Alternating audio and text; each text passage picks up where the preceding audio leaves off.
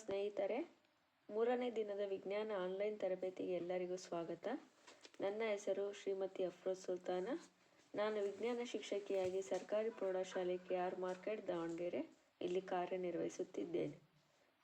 ಇಂದಿನ 3ನೇ ದಿನದ ವಿಜ್ಞಾನ ಆನ್ಲೈನ್ ತರಬೇತಿಯಲ್ಲಿ ವಿಜ್ಞಾನಕ್ಕೆ ಸಂಬಂಧಿಸಿದ ಒಂದು ಆಕ್ಟಿವಿಟಿ ಬೇಸ್ಡ್ ಪ್ರೆಸೆಂಟೇಷನ್ ತಮ್ಮಲ್ಲಿ ಪ್ರಸ್ತುತಪಡಿಸುತ್ತಿದ್ದೇನೆ.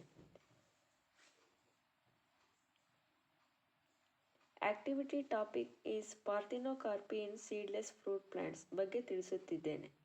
Example: banana, orange, pineapple, grapes. ಈ ಫ್ರೂಟ್ ಪ್ಲಾಂಟ್ಸ್ಗಳಲ್ಲಿ ನಾವು ಸೀಡ್ಲೆಸ್ ಪ್ಲಾಂಟ್ಸ್ಗಳನ್ನು ಅಂದರೆ ಸೀಡ್ಲೆಸ್ ಫ್ರೂಟ್ಸ್ಗಳನ್ನು ನೋಡ್ತಾ ಇದ್ದೀವಿ.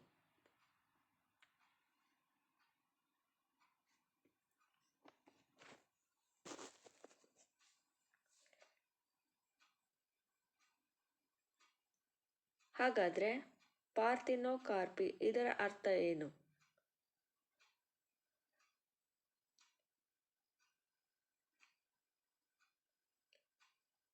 ಪಾರ್ಥೆನೋ ಅಂದರೆ ವರ್ಜಿನ್, ಕಾರ್ಪಿಕ್ ಅಂದರೆ ಪ್ರಿಟೈನಿಂಗ್ ಟು ಫ್ರೂಟ್.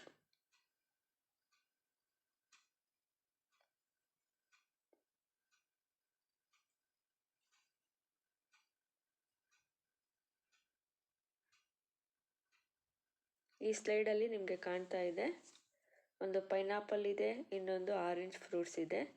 ಎರಡೂ ಕೂಡ ಸೀಡ್ಲೆಸ್ ಫ್ರೂಟ್ಸ್ಗಳು. ಇನ್ನು ನಾವು ಮುಂದಿನದಾಗಿ ಫ್ಲವರ್ ಸ್ಟ್ರಕ್ಚರಿಗೆ ಬಂದರೆ, ಇಲ್ಲಿ ಮೇಲ್ ಪಾರ್ಟ್ ಮತ್ತು ಫೀಮೇಲ್ ಪಾರ್ಟನ್ನು ನೋಡ್ತೀವಿ. ಮೇಲ್ ಪಾರ್ಟಲ್ಲಿ ಸ್ಟೆಮನ್, ಪೋಲನ್, ಆಂಥರ್ ಭಾಗ.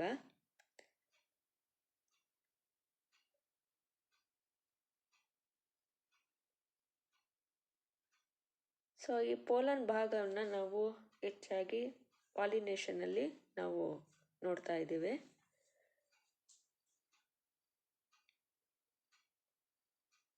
ಸೊ ಸ್ಟೇಮನ್ ಒಳಗಿನ ಭಾಗ ಪೋಲನ್ ಆಗಿದೆ.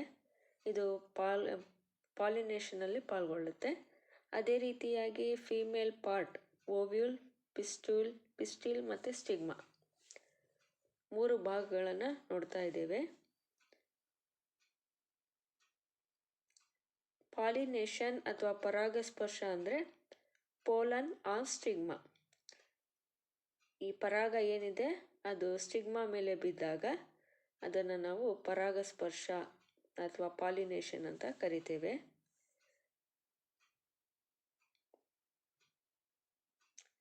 ಅದಾದ ನಂತರ ಪಾಲಿನೇಷನ್ ಆದ ನಂತರ ಫರ್ಟಿಲೈಸೇಷನ್ ಅಂದರೆ male gamete fuse with female gamete in normal plant. So ಸಾಧಾರಣವಾಗಿ ಮೇಲ್ ಅಂದರೆ ಗಂಡು ಲಿಂಗಾಣು ಮತ್ತು ಹೆಣ್ಣು ಲಿಂಗಾಣುವಿನ ಸಂಯೋಗದಿಂದ ಫರ್ಟಿಲೈಸೇಷನ್ ಆಗುತ್ತೆ. ಇದು ನಾವೆಲ್ಲ ಸಸ್ಯಗಳಲ್ಲಿ ಕಾಣುವಂಥದ್ದು.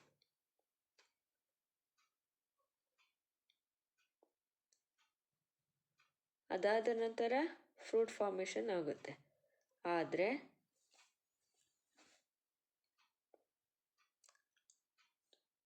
ಪಾರ್ಥೆನೋಕಾರ್ಪಿಯಲ್ಲಿ ಪಾಲಿನೇಷನ್ ಮತ್ತು ಫರ್ಟಿಲೈಸೇಷನ್ ಎರಡೂ ಕೂಡ ನಡೆಯೋದಿಲ್ಲ.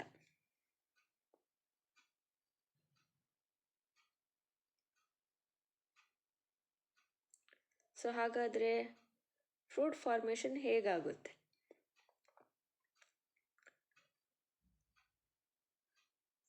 ಸೊ ಓವ್ಯೂಲ್ನ ಭಾಗ ಎಂಬ್ರಿಯೋ ಅಂದರೆ ಭ್ರೂಣವಾಗಿ ಬೆಳವಣಿಗೆ ಆಗ್ತಾ ಹೋಗುತ್ತೆ.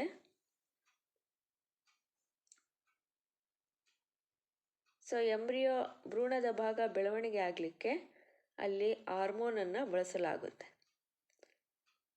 ಅದಾದ ನಂತರ ಆ ಒಂದು ಎಂಬ್ರಿಯೋ ಭಾಗ ಮತ್ತು ಓವ್ಯೂಲನ್ನು ಒಳಗೊಂಡಿರೋ ಭಾಗ ಹಣ್ಣಾಗಿ ಪರಿವರ್ತನೆ ಆಗುತ್ತೆ.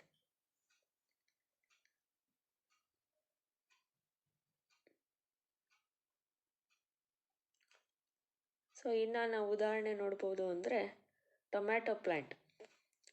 ಸೊ ಟೊಮ್ಯಾಟೊ ಪ್ಲ್ಯಾಂಟಲ್ಲಿ ಅನ್ಪಾಲಿನೇಟೆಡ್ ಫ್ಲವರ್ ಆಗಿದೆ. ಸೊ ಅದು ಡ್ರಾಪ್ಸ್ ಆದಮೇಲೆ ಅಂದರೆ ಕೆಳಗೆ ಬಿದ್ದ ನಂತರ ಆ ಒಂದು ಸ್ಟಿಗ್ಮಾದ ಮೇಲೆ ನಾವು ಹಾರ್ಮೋನ್ಗಳನ್ನು ಸ್ಪ್ರೇ ಮಾಡಿದರೆ ಸೀಡ್ಲೆಸ್ ಟೊಮ್ಯಾಟೊ ಫಾರ್ಮೇಷನ್ ಆಗುತ್ತೆ.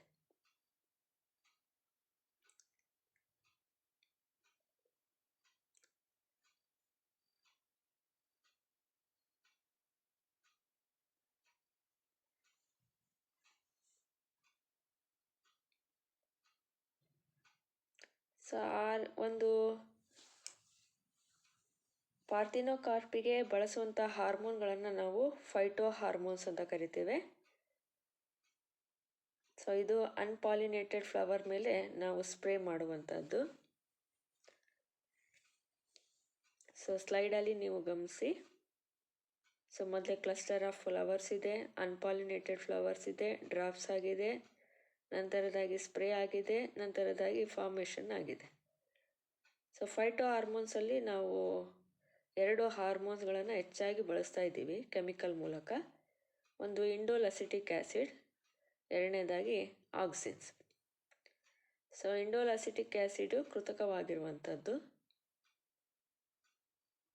ಇದನ್ನು ಸ್ಪ್ರೇ ಮಾಡಿದ ನಂತರ ಪಾಲಿನೇಷನ್ ಇಲ್ಲದೆ, ಫರ್ಟಿಲೈಸೇಷನ್ ಇಲ್ಲದೆ ಹಣ್ಣಾಗಿ ಪರಿವರ್ತನೆ ಆಗುವಂಥದ್ದು. ಸೊ ಹಣ್ಣುಗಳಾಗಿ ಪರಿವರ್ತನೆ ಆಗಿರುವಂಥ ಕೆಲವು ಉದಾಹರಣೆಗಳು ಈಗಾಗಲೇ ನೋಡಿದ್ದೀರಾ. ಸೊ ಮತ್ತೆ ಇನ್ನೊಂದು ಸರಿ ತೋರಿಸ್ತಾ ಇದ್ದೀವಿ. ಬನಾನಾ, ಸೀಡ್ಲೆಸ್ ಫ್ರೂಟ್ಸ್, ಪೈನಾಪಲ್ ಇತ್ಯಾದಿ. ಧನ್ಯವಾದಗಳು.